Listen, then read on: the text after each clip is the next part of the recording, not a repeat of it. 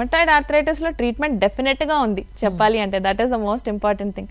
చాలా మందికి ఉన్న అపోహ ఏంటంటే అప్పా ఆర్థరైటిస్ వచ్చింది, కీళ్లవాతం వచ్చింది అంటే జనరల్ గా అందరు క్యూర్ లేదు అనేసరికి క్యూర్ కి కంట్రోల్ కి చాలా డిఫరెన్స్ ఉంది. ఇప్పుడు క్యూర్ లేదు అంటే ట్రీట్మెంట్ లేదు అని కాదు కదా. ఇప్పుడు డయాబెటీస్ కి క్యూర్ ఉందా అంటే కంప్లీట్ క్యూర్ అయితే ఇవ్వలేం కదా, కానీ కంప్లీట్ గా కంట్రోల్లో ఉంచి డిజీజ్ ని కంట్రోల్లో ఎలా ఉంచగలమో ఇక్కడ కూడా అలాగే ట్రీట్మెంట్ తో ఒక rheumatoid arthritis patient any other normal individual లాగా ఉండగలుగుతారు.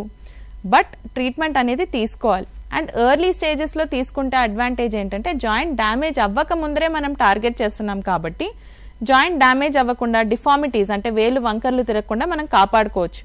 అదే సరేలే ఇప్పుడు నేను పెయిన్ భరించగలుగుతున్నాను నెమ్మదిగా చూసుకుందామని జాయింట్ డ్యామేజ్ అయ్యాక మా దగ్గరకు వచ్చేసారనుకోండి, ఆ డ్యామేజ్ అయిన పోర్షన్ ని మనం రికవర్ చేయలేం. ఫర్దర్ గా డ్యామేజ్ అవ్వకుండా కాపాడుకోవడానికి మెడిసిన్స్ ఇవ్వగలం.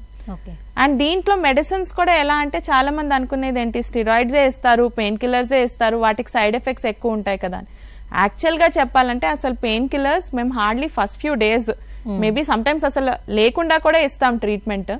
సో పెయిన్ కిల్లర్స్ అనేవి రుమటాయిడ్ లో కంపల్సరీగా వేసుకోవాల్సిన మందులు కాదు. స్టిరాయిడ్స్ కూడా ఏవైతే ఇస్తామో ఎస్పెషలీ ఇన్ రుమటాయిడ్ ఆర్థరైటిస్ చాలా లో డోసెస్, అది కూడా ఇమీడియట్ రిలీఫ్ కోసం. ఏవైతే వేరే మందులు ఇస్తామో అవి 4 to 6 weeks పడతాయి పనిచేయడానికి.